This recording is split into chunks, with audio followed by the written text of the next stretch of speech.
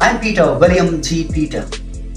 I have been talking to various people, both believers and non-believers, atheists, agnostics, skeptics, Christians, non-Christians, Hindus, people in Islam, Jews and Judaism, and all kinds of religious people on daily basis. Yesterday I was talking to one devout Christian woman.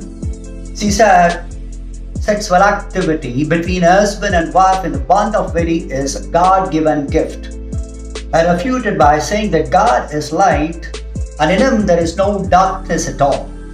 Whereas sexual activity that has to be done either in darkness or in secret, therefore it can't be rooted from God. But she was not agreeing with me. She was arguing like God only given a command to be fruitful, multiply and fill the earth. But I have pointed out, that command God given prior to the fall of Adam and Eve. Once Adam and Eve fell, thereafter, the sexual activity was begun. Therefore, we were born in this planet as sinners. Therefore, sex is not given as gift by God. Though children are born in this planet as a holy, because of the fact children are incapable of committing sexual activity, which is in fact a biological necessity for reproduction, right? Though we all are born through the sexual activity, that doesn't mean I should affirm that sex is a gift from God. Today, I would like to elaborate a little bit for you to ponder over it. I'm not asking you to give up the sexual activity in your marital relations. No, I'm not asking you to do it because that is up to you. What I am saying is that sex is not a gift from God. The reason is that if Adam and Eve didn't fall or didn't eat of the fruit from the tree of the knowledge of good and evil, then the human conception or the biological activity should have gone in a different way, not with a sexual activity. Because of the simple reason I'm saying, as I repeat, it is being done either in darkness or in secret, therefore it can't be from God. She was continued to debate with me. Then finally I pointed out, Jesus was asking Nicodemus, a rabbi who well was in the Hebrew Bible, saying that you must be born again. What is the necessity for any of us to be born again?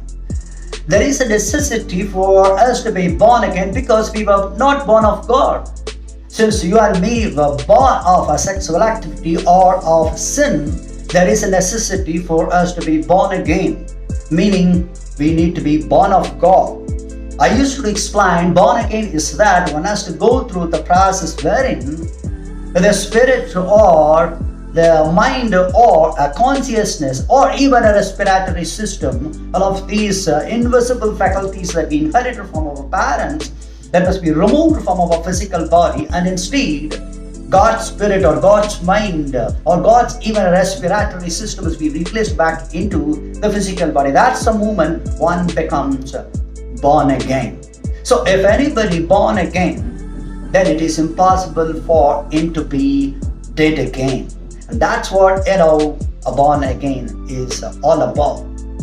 So I would like to provoke your thoughts through a simple message. Why there is a need to be born again?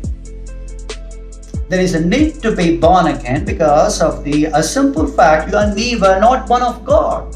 So unless we derail or unless we destroy the ongoing sexual activity, it is impossible to imagine, the kingdom of heaven. And that's the reason Jesus was talking to Nicodemus, a priest, a rabbi, saying that unless you born again, you cannot see the kingdom of heaven.